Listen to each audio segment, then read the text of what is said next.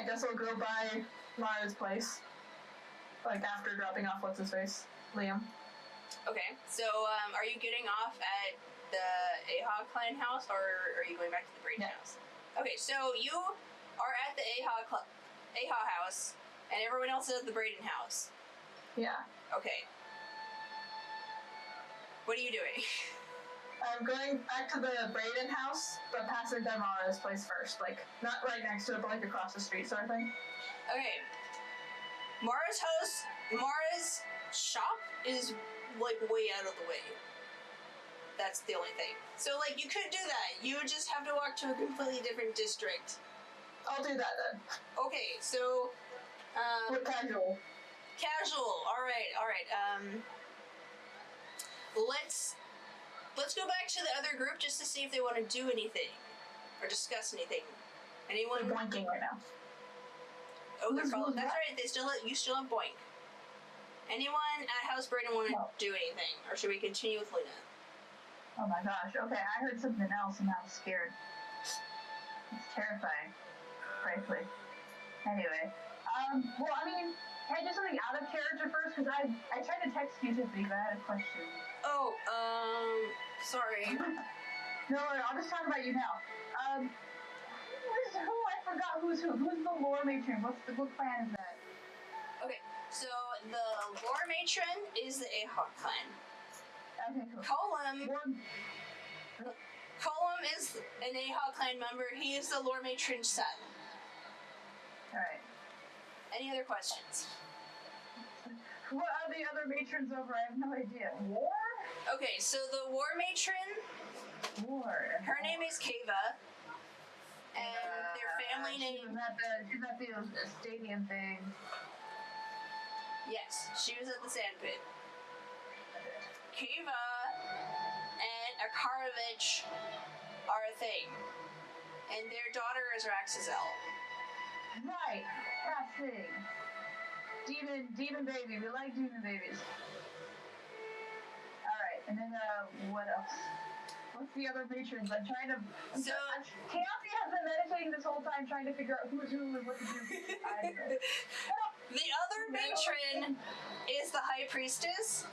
High Priestess? Yes. She... religion, I suppose. She is, their house Abhraigh. And Abracadabra? Yeah, Abhraigh. Abhraigh. And,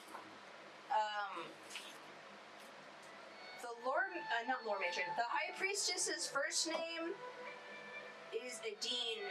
Adine, I like it. Adine Abhraigh. And then her granddaughter is Nessa Abhraigh. Nessa Abhraigh. That's the girl we just met. Got it. Yes. We need a freaking glossary in real time with captions. And pictures. We have pictures. Our Tick's a good artist. Oh yeah, we do have my little pencil stool. Yay. And then, so there's lore, High Priestess, war. Yes. And is there another one? There are 3 matrons. Oh. And then there's House Braydon, which is just like another house. And then if you're a matron, it just means you have more like political pull. Because like the three matrons are the ones that kind of like balance the political power in the city. And so if you want to like do anything politically, you have to curry favor with one of them. Sounds good. So then the war matron, is her first name is Kava. What's her family name? Foraigna. How do you spell that?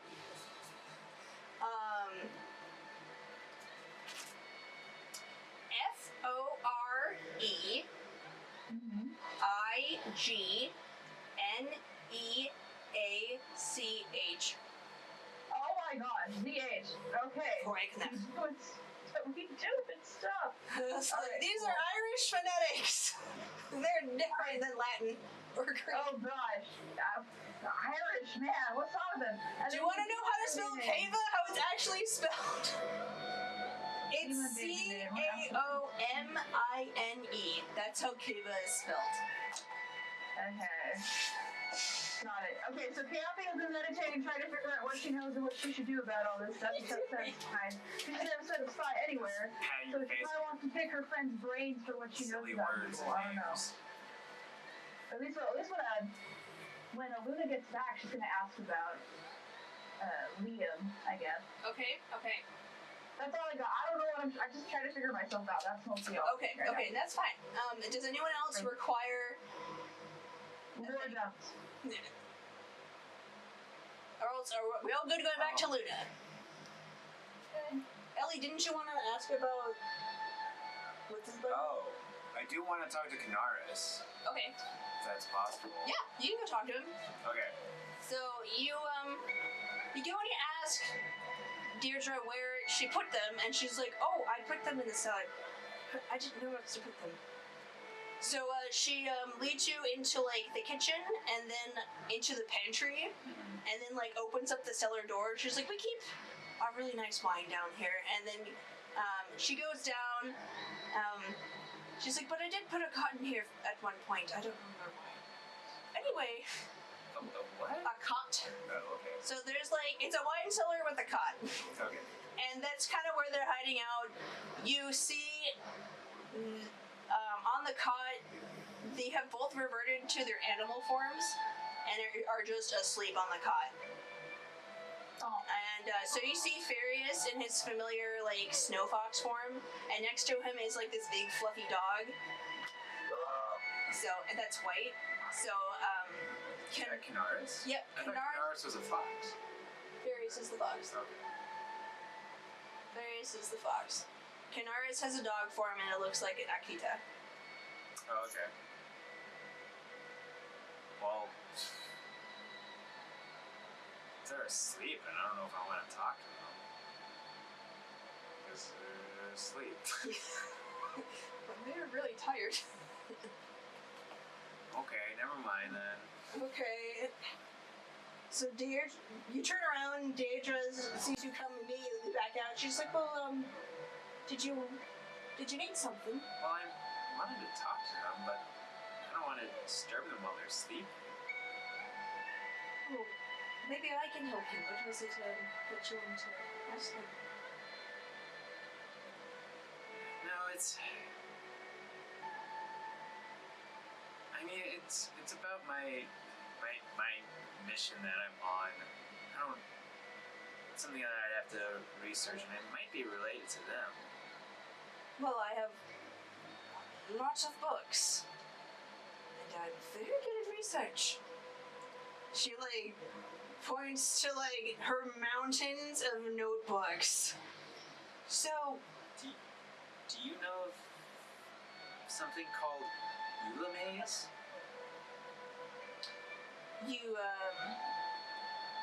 Ewlamays? That's, did I tell you it was Fae? The Fae word? Yeah, you did. Yeah. That's a Fae word for, do you know how it's written? And, you think... I was gonna say, given Tiffy's game, no, I don't. So I don't know how to spell any of those phonetic words. So, you think about it, and initially you think, like, no, I don't. But then, like, it comes to you in your mind. Actually, how you would write it. And you're like, yeah, actually. So then she gives you some, like, a pencil and, like, some paper, and you write it out. And it's weird because, like, you're not sure how you even know how this... You're not sure how you know this. Like, I mean, I guess like this. Write it out. I don't know if that's right. And she gives you this curious look. Are you aware that this is archaic script? Arcane? Archaic. I was told it was Fae. Well, archaic script is derived from Fae. They, where did you hear this name? It's kind of what my whole pilgrimage is about. My spirit friends have told me that to find this thing or person or place or Well, I'll tell you this. It's a bit of a nickname, but I could be wrong, but I heard it's supposed to mean little thing boy. Yes, that's right. That's why I wanted to talk to Knars. Because it might be related to them. She studies you for a long minute and then says, yes, I want to show you something. So you, follow her.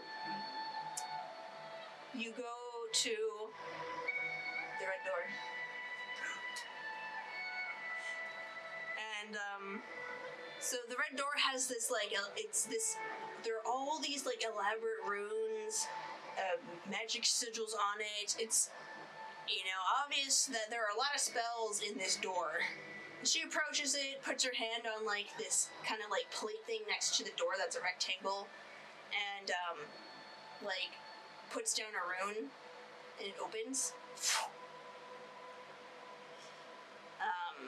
There's a small tone, ding, and let's see.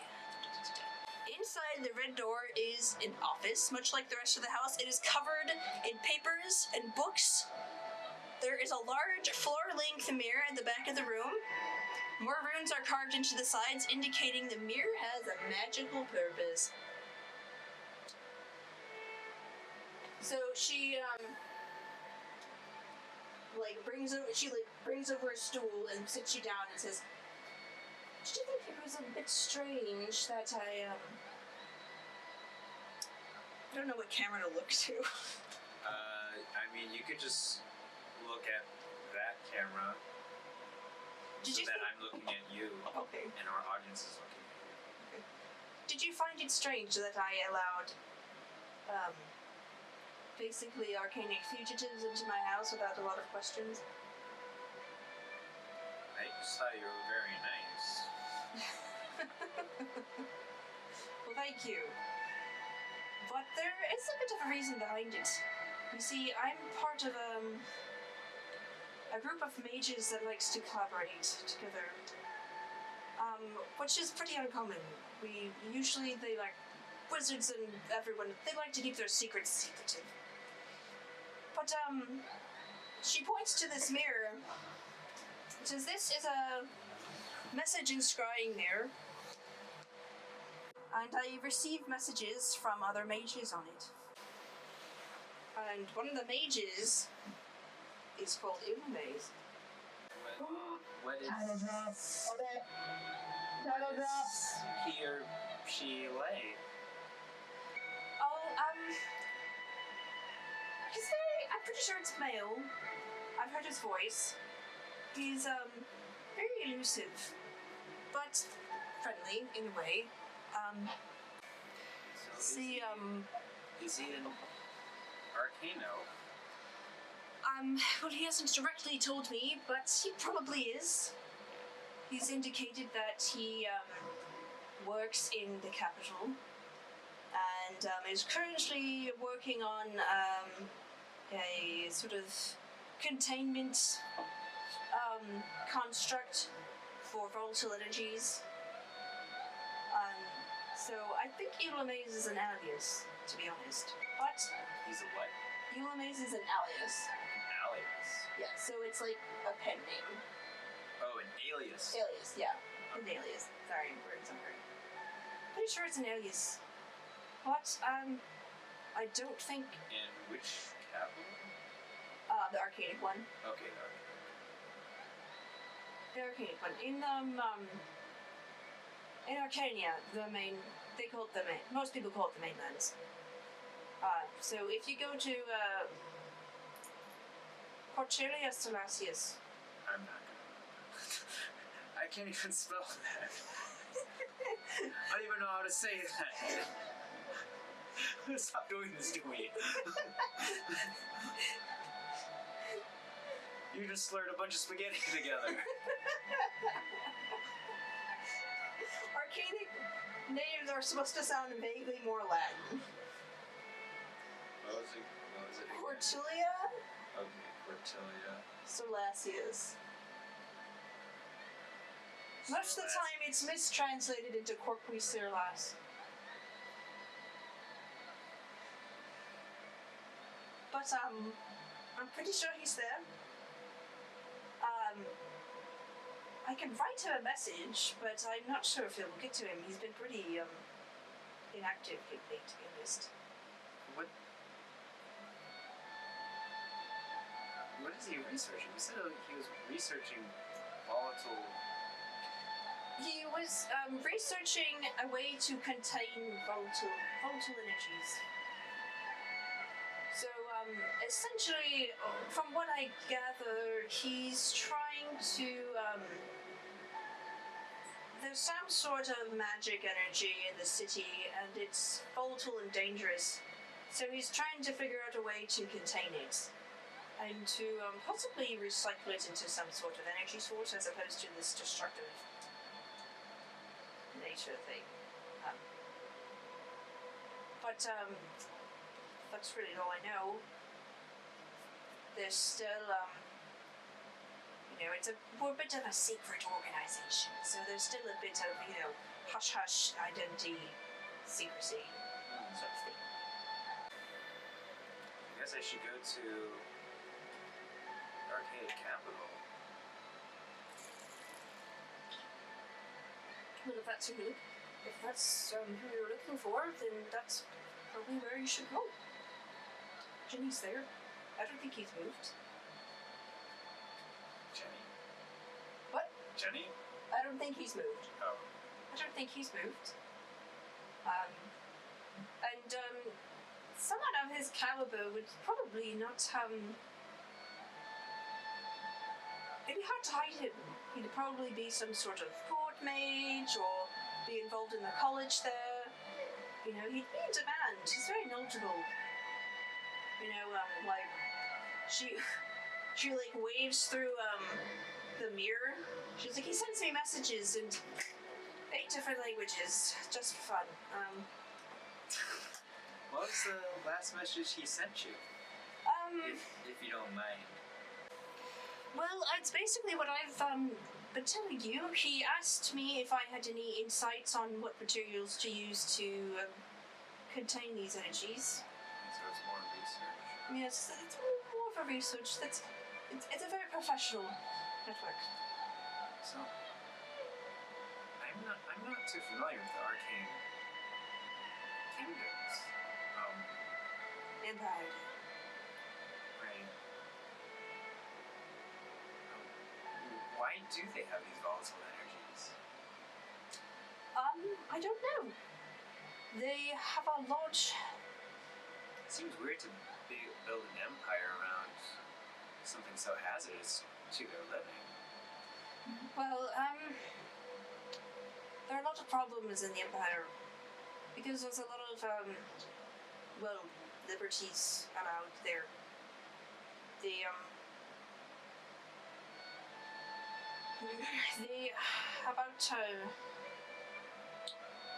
When they were first, they've had a hard history, really.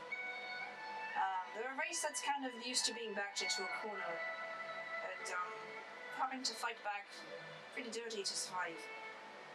So the older generations are pretty untrusting. But newer ones, like these boys, she kind of nods downstairs, are, have been raised under better circumstances, so they have better hopes and manners. I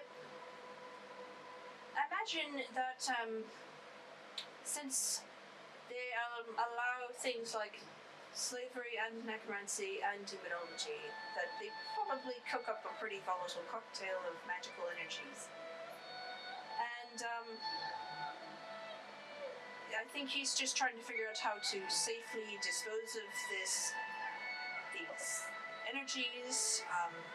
It's because if you practice magic, you'll always have some sort of excess waste, essentially, if you don't know how to properly do the spells. And I imagine that's probably the case. That, or, it's, they have a lot of mixes of, peoples. Because they, tieflings, all sorts of elves. I hear there's, actually a group of dwarves in the north. And so there's a lot of intermixing, and when you mix races, you mix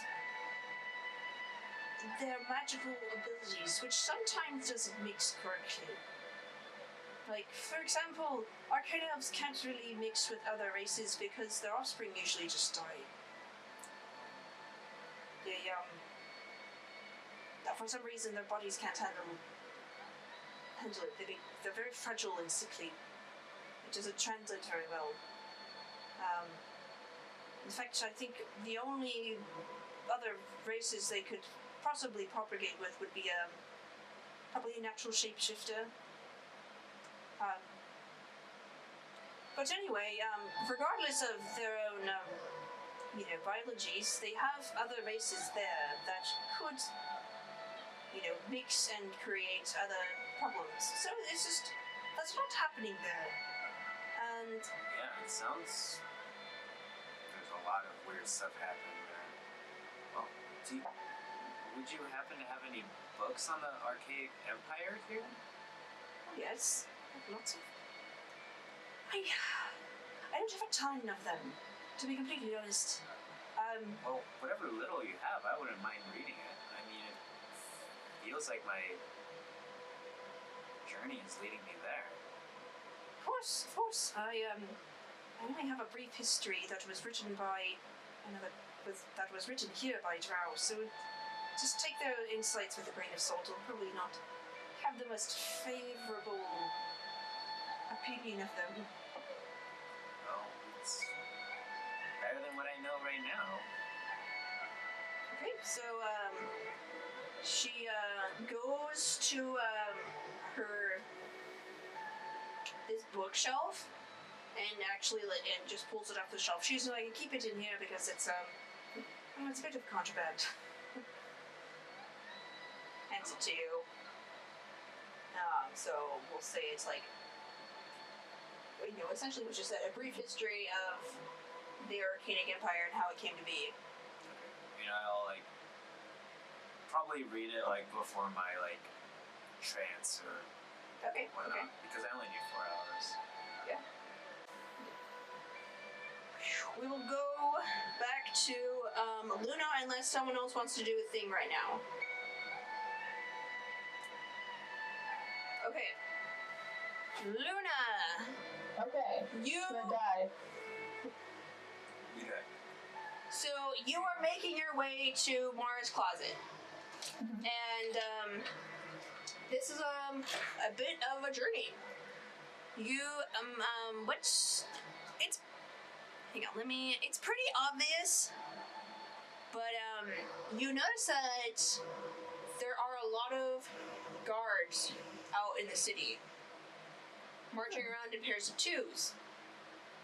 And they are questioning people. Make an intelligence check. Okay. 13?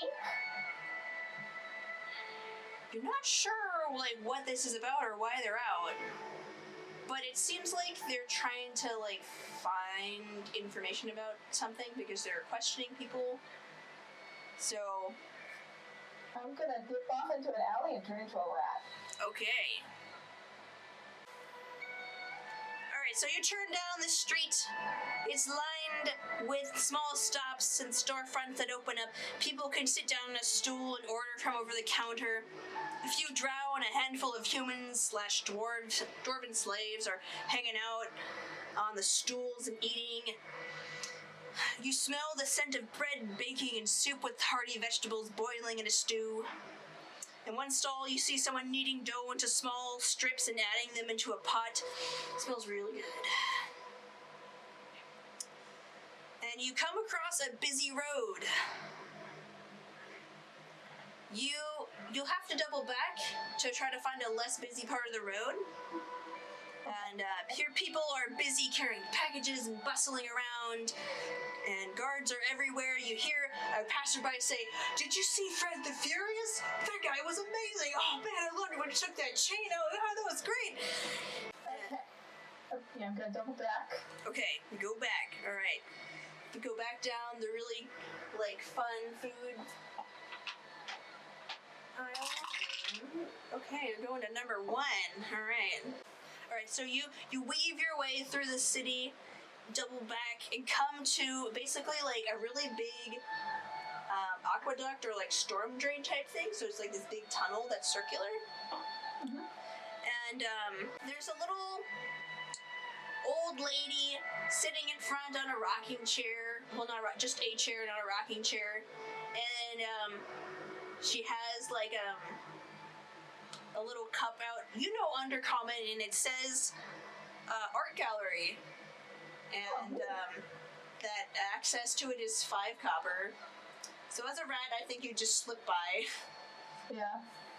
And inside the art gallery, so essentially it's a storm drain that people can walk through that was painted on the inside. Oh, nice. So it and it has like weird modern art in it. Okay. So is there any other kind of modern art? yeah, touche. Well, like Kandinsky's not that weird. He has like just a lot of shapes. Anyway, the portraits are just proportionate. The females have large heads, the males have short legs. They appear to be in a line or a procession of sorts. You see a female with a face that has been blacked out, and she stands on the bodies of males and females alike. Drow bow to her, and she sends females in armor to attack with spears. Pools of blue blood spill on the floor and lead to the back of the gallery where the opposite end is. As you move along, the bodies of human and dwarves are added to the carnage. Winged beings fly in the air and move about towards a black center at the end. On the other side is another drow female. Her head is veiled, and surrounding her is blackness. The blackness trails along the people and grabs them, blinding them and holding them till nothing is left except blackness. At the end of the tunnel, the walls are covered in black until the end of the tunnel is illuminated. Your eyes adjust to the light slightly, and you see a vague female form in the blackness of this paint. Her whole mouth is the exit of the tunnel, and unnerving eyes stare at you from the top of the archway. The gallery is over. That was an experience. That was an experience. I just needed some creepy music, and you got like it's a small enough for all of them. Yeah. Okay, and then let's see. We're gonna. All right, this makes sense. So you come into you come out of the storm pipe, and then you see like. You come to this alleyway, and it's actually been like blocked off just because people have put all these boxes in it, and so you look to your left and there's like a little break in this wall. Mm-hmm. So you go through it, and you come to what looks like someone's garden, and it is a series of plants lined in neat rows. They resemble the tubes the like kind of tubey plants you saw at the Silver River. They glow faintly, and there are other like flora that come out. So from the tube, there's kind of like this sort of flag-shaped thing that comes out and like unfurls in a circle. And when you pass by, it kind of like refurls and just sinks back into the tube. So like that's the flower part. Okay. As you pass by, some of them emit a faint gas. Make a con save. Ah!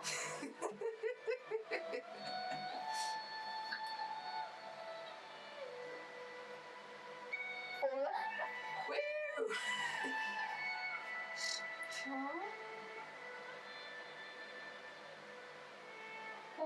Okay, so you've been poisoned.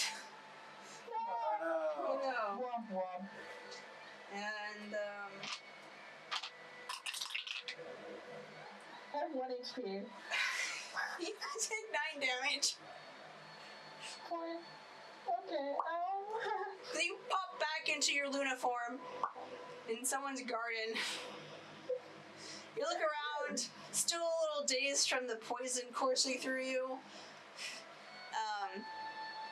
You see, like, there's kind of this, like, wooden structure type thing, and from it there's this brown fuzzy bat that has a bow on it, and, like, a little collar.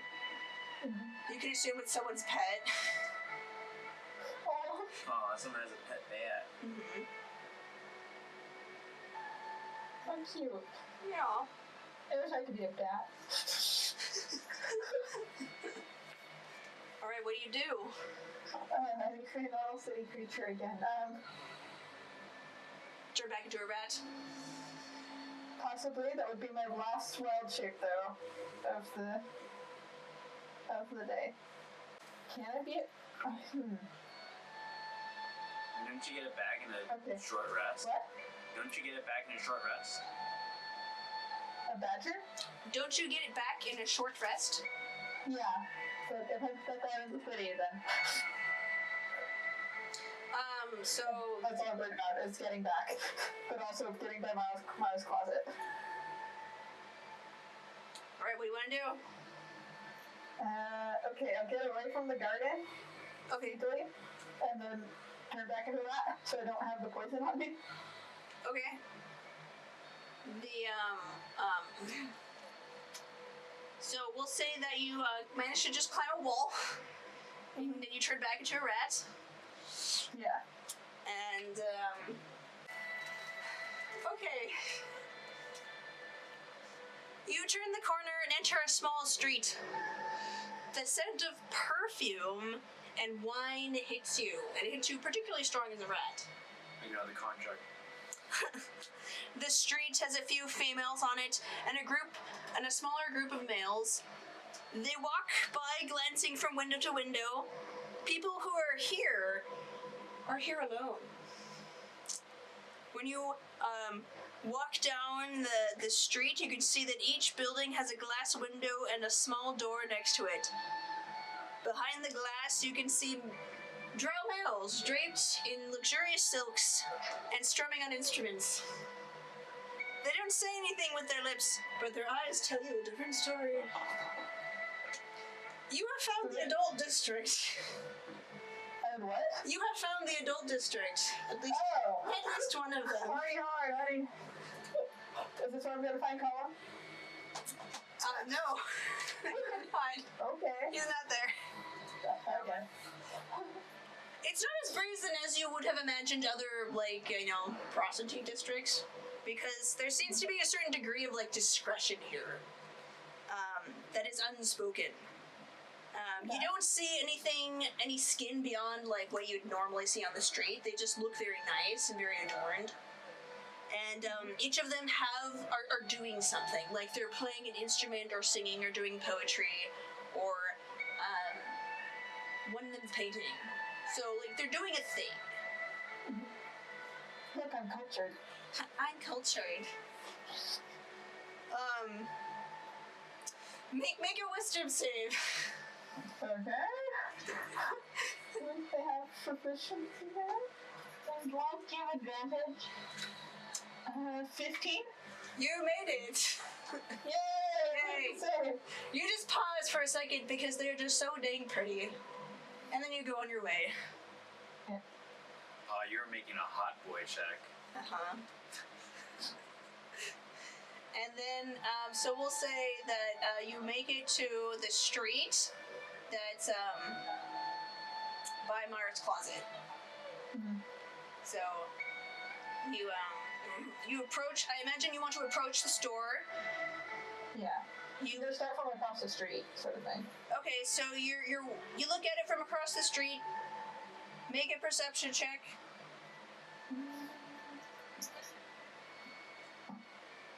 That one?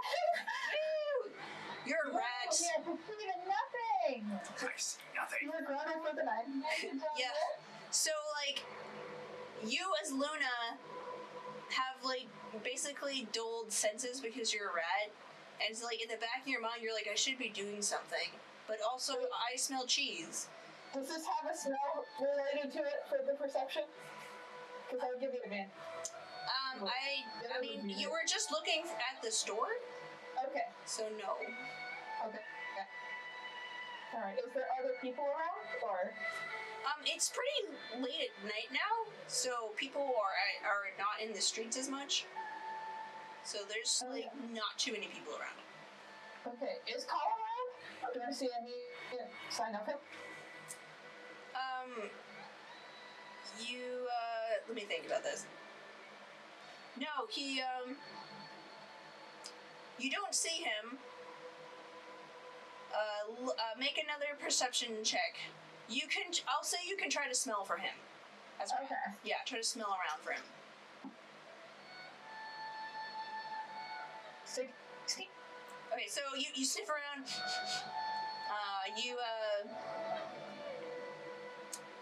You sense that he was there at some point earlier in the day, not too long ago, but that he left and went towards the center of the city. And Is that where the Ahab place is, or is that? the center of the city is towards the sand pit. And let's see, make a history check.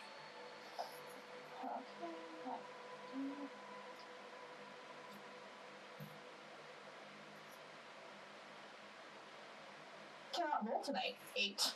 8. Yeah, you're thinking really hard, like, why would he go that way? There's just the sand pit, and, that's all you really know that's over there. Alright, I'm gonna try to follow him.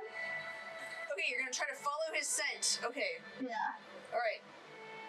Make another perception check. For smell.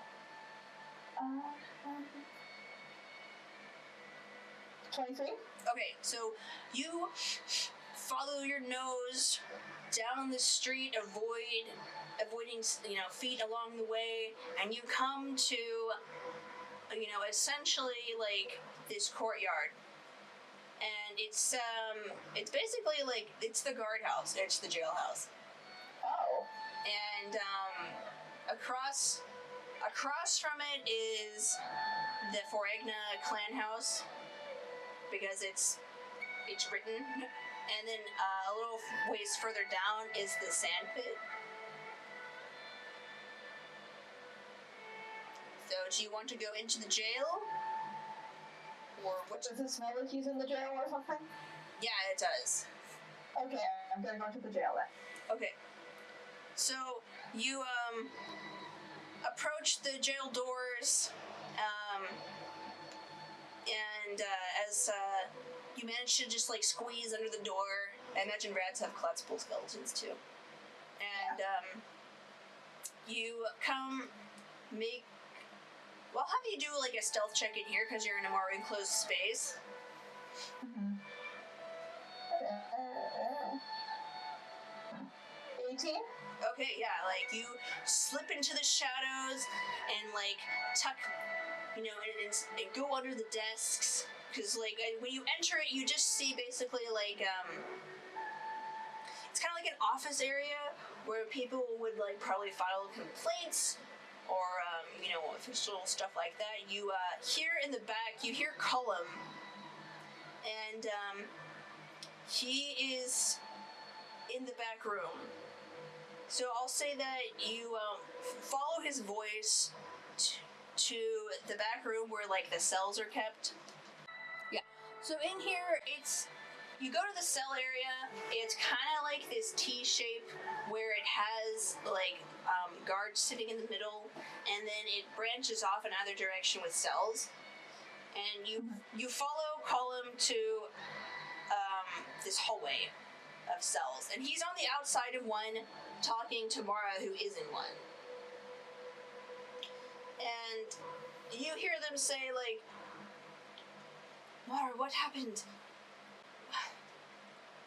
how can I get you out of this? And she says, well, I mean, we just have to wait for this to blow over. They didn't find a lot of evidence against me, but,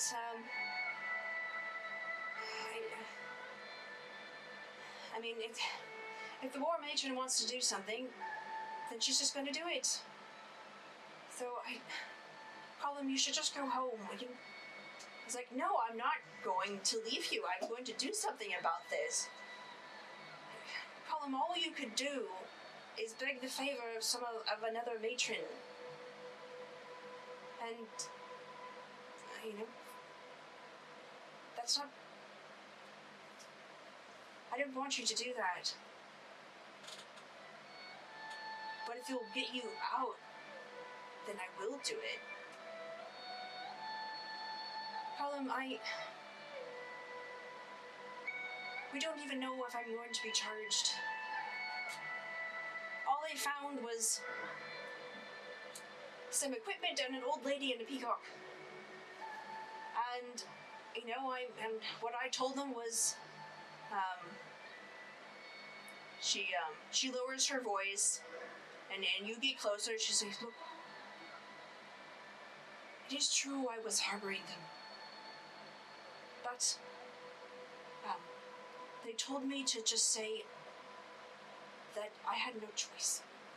And to just say that they forced me to hide them.